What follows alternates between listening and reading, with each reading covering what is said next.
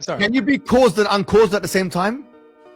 Well, actually, yes, but not in the same relationship. St. Gregory Nazianzen says, the Father is the begetter and the emitter, without passion, of course, and without reference to time, and not in a corporeal manner. So the Son and Spirit are caused insofar as they are eternally generated and spirated from the Father, the fundamental divine person. But they are still uncaused insofar as they exist in relation to time, space, and matter. Here's another example. St. John of Damascus says, further, the true doctrine teaches that the deity is simple and has one simple energy, good and energizing in all things, just as the sun's ray which warms all things and energizes in each in harmony with its natural aptitude and receptive power, having obtained this form of energy from God, its maker. Furthermore, Orthodox philosopher David Bradshaw says, God is conceived as observing human free acts, but not causing them, save of course in the general sense in which he causes all things by sustaining them in being. But regarding human free will, St. John of Damascus says, but we have it in our power either to abide in virtue and follow God, who calls us into ways of virtue, or to stray from paths of virtue, which is to dwell in wickedness, and to follow the devil, who summons but cannot compel us. So God causes all things, in the sense that he creates and actively maintains their being, but humans have the freedom of self-determination, whereby we can choose to align ourselves with moral good and or moral evil. So human freedom is both caused and uncaused, but in two different senses. It's caused by us, insofar as the free human subject is exercising his or her own capacity for self-determination, but it's also uncaused by God, insofar as God allows us to have self-determining wills and doesn't rob us of our freedom by causally predetermining our choices.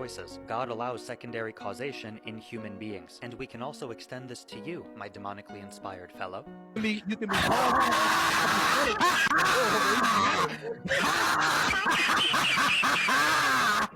Your childish and overinflated ego is caused by you, but uncaused by the true God, since the true God does not will evil. And while we're on that, you can be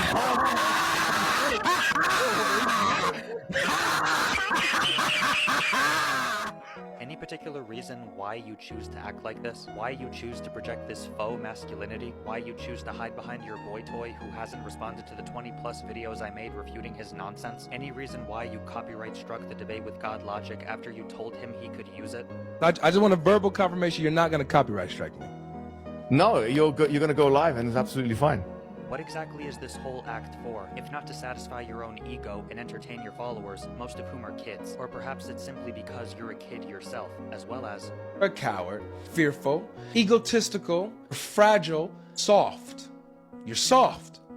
You cannot handle someone that can outmatch you.